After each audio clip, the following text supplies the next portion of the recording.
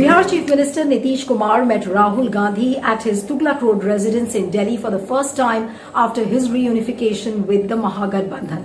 Nitish Kumar cleared the air that he did not have any prime ministerial ambitions, but what he did stress was that he's going to work on forging an alliance of all opposition parties. In Nitish's lingo, it's called the first front or the main front. But will this experiment succeed? How realistic will it be is a million-dollar question.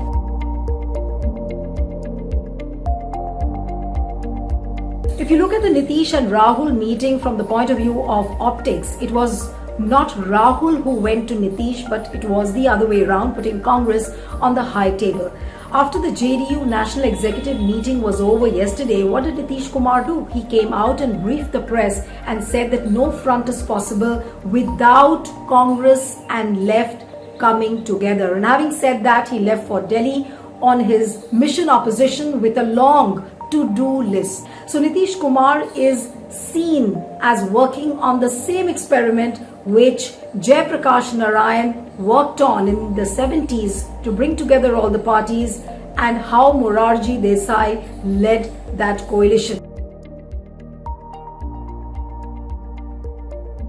Sources within JDU and Congress have said that meeting between Rahul Gandhi and Nitish Kumar was cordial, with no commitment so far except that the dialogue to bring together all the opposition parties under one umbrella will be an ongoing process in the coming months. Now, Nitish Kumar is already in Delhi for 3 days. After meeting Rahul Gandhi, he also met JDS leader HD Kumaraswamy, and others whom he is going to meet today and tomorrow are Arvind Kejriwal, Sharad Pawar, and also Akhilesh Yadav. I'm also told by the same sources that Nitish Kumar will be travelling to Maharashtra, Haryana, and also Karnataka.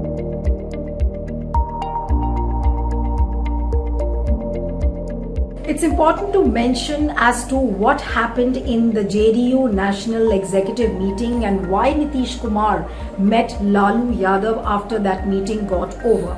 For this, I spoke to the sources both in JDU and RJD, and they said that within the JDU National Executive meeting, there was a consensus amongst all the JDU leaders that Tejasvi Yadav in the coming days could be the de facto chief minister, and Nitish Kumar will be free to travel and crisscross across the country for the opposition unity and also work on the common minimum program. And also what the sources told me was that there could be a possible template where on the opposition front, you could have a prime minister and a deputy prime minister. I spoke to a number of JDU leaders who told me that what Nitish Kumar wishes at the moment is that all the opposition parties, if they come together, should contest Vidhan Sabha elections separately, but they should be one entity when it comes to 2024 elections. That is very clear that Nitish Kumar wants to form a grand alliance at the national level.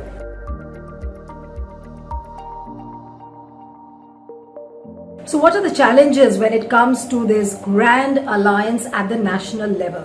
Now, there are a few states where Congress and left are seen as bitter rivals. In Telangana, TRS and Congress don't see eye to eye.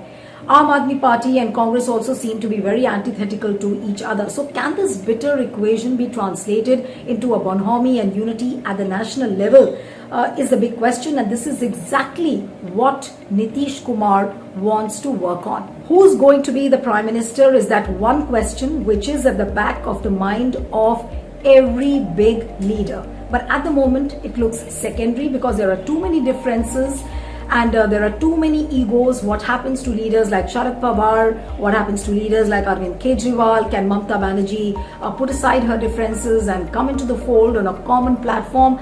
These are all the big questions on which Nitish Kumar really has to work very, very hard, and that is exactly the reason why everyone is saying that apparently the main front or the first front is a difficult thing to put together. Besides these mammoth tasks which Nitish Kumar is dreaming of fulfilling, there is another big challenge which he's staring at, and that is from within his party, and that is the existential crisis of JDU.